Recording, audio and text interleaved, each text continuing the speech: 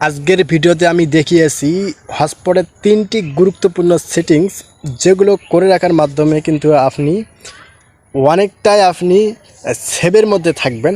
অনেকেই আপনার কাছ থেকে হটস্পট নিয়ে কিন্তু অনেকেই অনেক প্রকার কাজ করে থাকে, তাই না?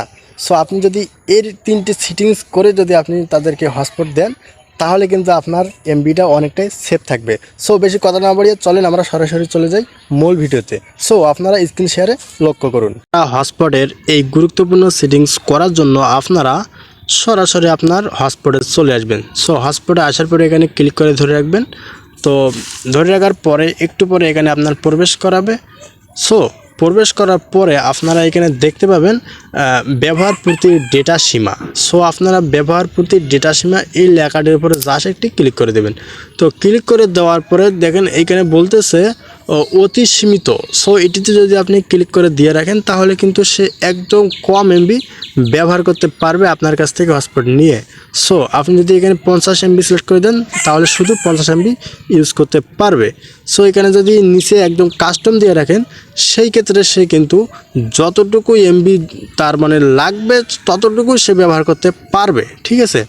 সো আমি এটা হয়তো আপনাদেরকে আমি বুঝাতে পারছি।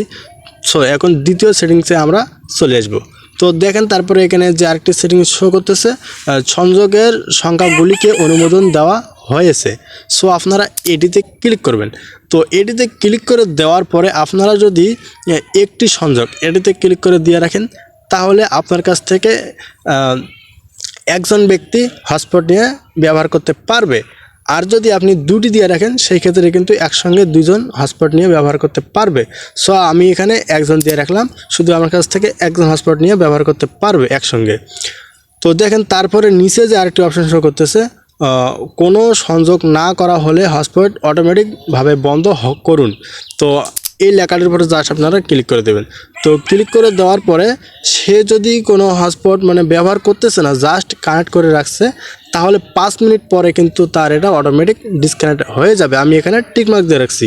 তো আপনারা যদি 10 মিনিটে দিয়ে রাখেন, তাহলে কিন্তু 10 মিনিট পরে এটা অটোমেটিক ডিসকানেক্ট হয়ে যাবে। আর যদি এখানে নিচে একবারে দিয়ে রাখেন, কখনোই অটোমেটিকভাবে বন্ধ করবেন না, তাহলে কিন্তু আপনি যতক্ষণ তাকে বন্ধ করবেন না হটস্পট, ততক্ষণ পর্যন্ত কিন্তু তার হটস্পটটি চলতে থাকবে। সো আজকের ভিডিও এই পর্যন্ত। যদি আমার ভিডিওগুলো ভালো লেগে থাকে, তাহলে অবশ্যই লাইক কমেন্ট করতে ভুলবেন না, এবং অবশ্যই যারা এখনও সাবস্ক্রাইব করেননি, আমার চ্যানেলটিকে সাবস্ক্রাইব করে দেবেন। খোদা হাফেজ।